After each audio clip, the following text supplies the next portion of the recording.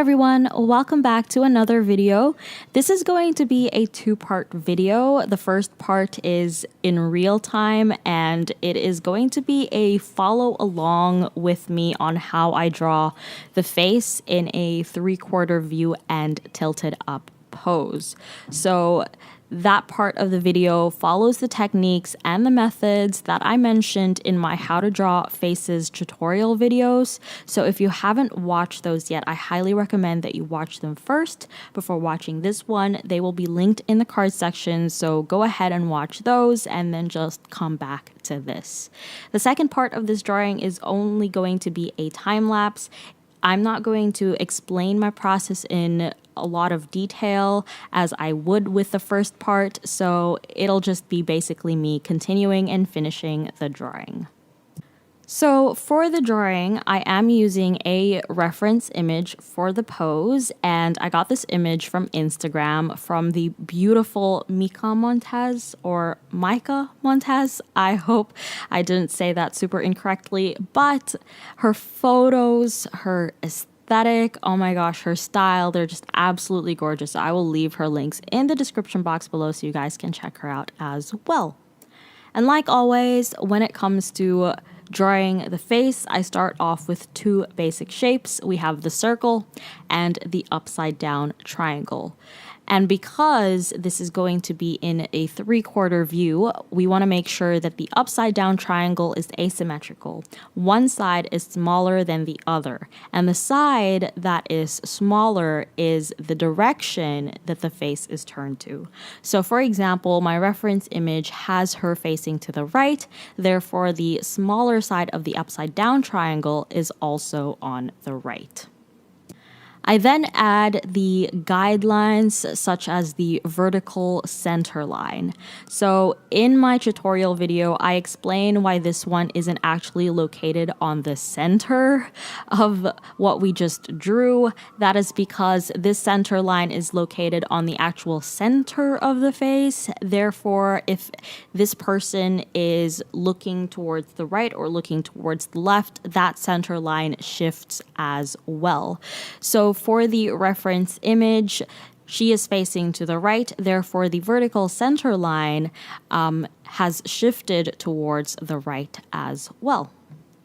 Then I add the horizontal center line, which is also pretty much the same. So normally in a full-on front view, the horizontal center line is located on the halfway point between the top of the circle and the bottom of the inverted triangle. However, because with this particular pose, not only is it in a 3/4 view, the head is also tilted up. So just like the vertical center line, it also shifts, but instead of shifting right or left, it's shifting up or down based on where the head is tilted. So it's tilted up, therefore it's gonna sit just slightly higher than the actual halfway point of the circle and the upside down triangle. I then add the 6 other horizontal guidelines, and this is kind of where it gets a bit tricky, and it's not actually that difficult to understand. However, explaining it is a different feat, and I will try my best to actually explain this, and I do recommend that you watch the very first tutorial that I created for this in hopes that you understand this concept and this technique much better. So like I mentioned in that tutorial, I have 3 simple rules. One of them is perspective. Perspective comes into play with a 3/4 view.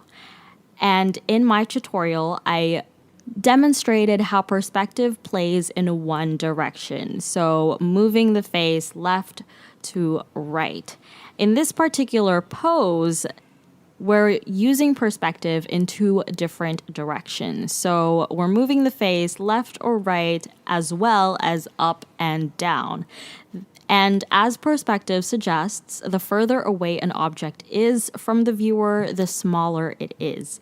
Therefore, when we have an object that is tilted either right or left, up or down, relative to the viewer, one side always moves further away from the viewer and the other side simultaneously moves closer to the viewer. So this is pretty much the same as what I've talked about in my tutorial. Instead of just applying it to left or right, you also apply it to up and down. So tilting your head up means you're moving the top of your head further away from the viewer, making it appear smaller. And that is why we shifted the horizontal center line up. That way, the top half of the face appears smaller than the bottom half of the face. And that's when we add the 3 guidelines on the top of the face, and they are equally spaced apart, but you will see that the distance between the horizontal guidelines on the top of the face are shorter than the distance between the horizontal guidelines on the bottom half of the face. And that basically explains how I add guidelines on top of the basic shapes. As always, each horizontal guideline represents a facial feature, so that's also on the screen. And I use those to start drawing parts of the face, such as the nose, which goes on the nose line.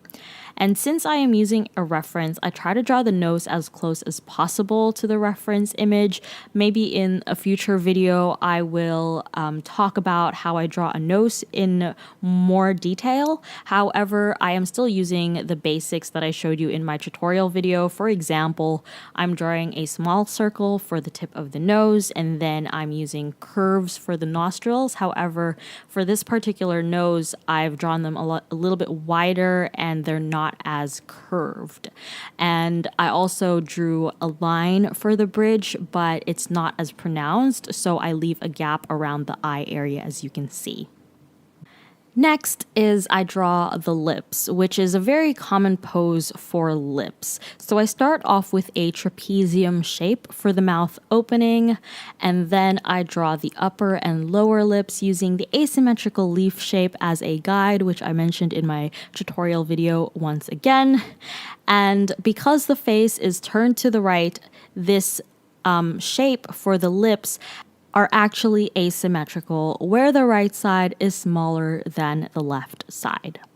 After that, I move on to the eyes, making sure that the right eye is slightly smaller than the left eye because her face is turned to the right. And then I draw the curves for the eyelids much higher than where I normally would draw them for a subtle deep set eye, but also because in the reference image, she's actually lifting or raising her eyebrows, which shifts the line for the eyelid higher up as well. And with that said, I then draw the eyebrows, and then I draw them a little higher up than the guideline because in the reference photo, she's subtly raising her eyebrows to give off that model sultry look. After that, I then draw the ovals for the cheeks. I add the outline for the face, and then I draw the ear on the left side. I don't draw the right ear because with this view, it's not visible. And then I also draw the hairline. And that pretty much finishes how I draw this particular pose for the face. And from here on, it's not going to be a step-by-step, in-depth explanation as to how I draw or what I do with this particular drawing, since we're going to enter the speed paint part of the video. This video is also sponsored by Skillshare, and I do want to thank Skillshare for making yet another video possible for this channel. If you're looking to learn a new skill or master one that you already have, Skillshare is definitely the place where you can gain knowledge and skills on a wide range of topics. And that could be on anything related to art, photography, design, business, animation, lifestyle, productivity, so much more. So if you are interested, for example, in learning more techniques on how to draw faces and how to apply perspective in your drawings, I will link in the description box below classes that talk about those topics so that hopefully they can help you with your art journey. And because this video is sponsored by Skillshare, I do have a special link in the description box where the first 1,000 people to sign up using that link in the description box will get a free trial of Skillshare Premium. That actually gives you unlimited access to all of their online classes, and normally that's valued at less than $10 a month if you pay annually, which is still a really good deal. But like I said, if you sign up using that link in the description box, you will get a free trial of Skillshare Premium, and I do highly recommend that you check that out because it only goes to the first 1,000 people to sign up using the link. I do recommend that you guys take advantage of this offer. Check out the links in the description box for those classes, and hopefully they can help you learn the basics and advanced techniques on how to draw faces. So like I said, the second part of this video is mostly going to focus on the speed paint and me continuing the sketch that I have drawn in the first part of this video and coloring that in with watercolors and then adding the line art and finishing touches to it. So I won't go through all of the techniques that I've used in this drawing in this video because I have tutorial videos on that, and I'm hoping that in the future I can have a video kind of like this where I will create a new drawing and the focus will be on a different part of the drawing process. For example, this one focuses on how to draw a specific pose. In the next video, maybe I can focus on how to draw a specific hairstyle or how to draw skin with different lighting effects, something like that. So that's what I'm hoping to achieve with this kind of format video. And this is definitely the first one out of many. So I am open to feedback and suggestions on how I can best improve this kind of content for you guys. But the main reason as to why I created this kind of format is because I get a lot of comments from people on my tutorials asking for more advanced techniques.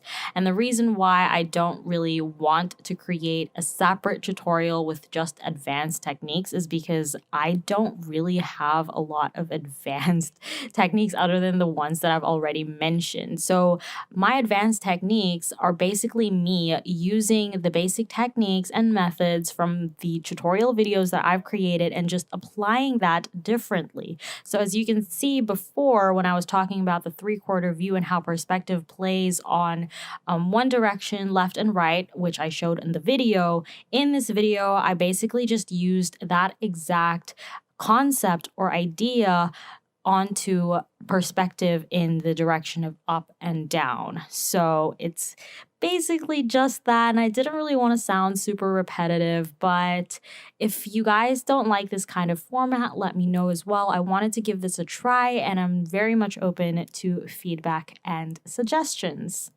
And just before I end this video, I do kind of want to give a tip for the sketching part, because since that is the main focus of this video, I want to give a tip. Because when I'm sketching normally and when it's not for a tutorial video, I tend to leave the pencil sketch very roughly and very lightly at the very beginning. So you might have seen me, or you might see me pause a lot in the video. Like there's those mini pauses where my pencil's kind of just hovering over the drawing and I'm not doing anything. And the reason for that is because that actually allows me to look at the drawing and see if I like it or not. And usually I would suggest doing this at the very end of some section of your process. For example, once you finish a sketch, you pause, you look at it, and then you assess. However, I've noticed recently, especially when I'm viewing my own real-time videos, is that I actually pause a lot throughout the sketching process. And not just the sketching process, but throughout my entire process. So whether I'm sketching, whether I'm refining the sketch, whether I'm adding colors to it, I'm always pausing all the time. And I realized that that's actually a really good habit to get into, because that allows me to look at the artwork and assess as I'm going. Therefore, I can pick out mistakes before they even happen. I can also pick out mistakes that are still, new and fresh, and I can salvage them, especially when you're working with watercolors because they're not dry yet. So I can immediately see it and I can actively take action to fix it. So this is also very helpful when working with a reference image. I like to see and to check if I've gotten the likeness correct or if some parts don't look right, and then I can make adjustments as I go. Sometimes when I'm using a reference, I also tend to focus on one thing at a time when it comes to sketching. For example, if I'm drawing the nose and I'm trying to get that right, then I'm only really focusing on the nose.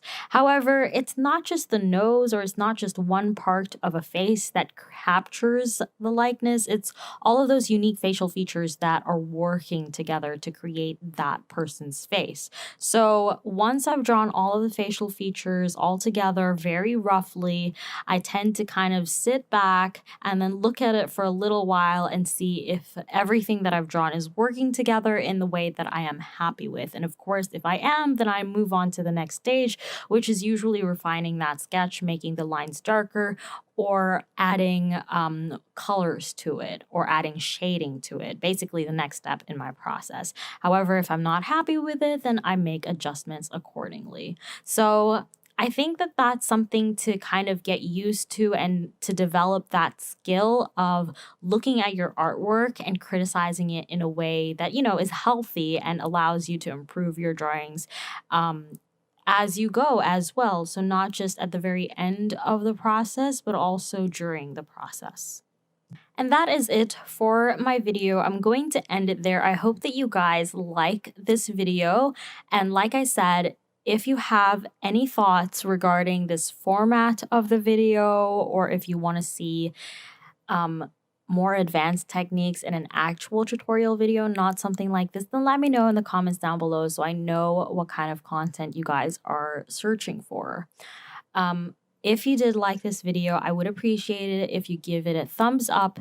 If you also let me know that you liked it, share this video, subscribe, don't forget to push the notification button, and you can also check out all of the links in the description box down below. So thank you so much for watching. I hope that this helped, and I hope to see you in my next one.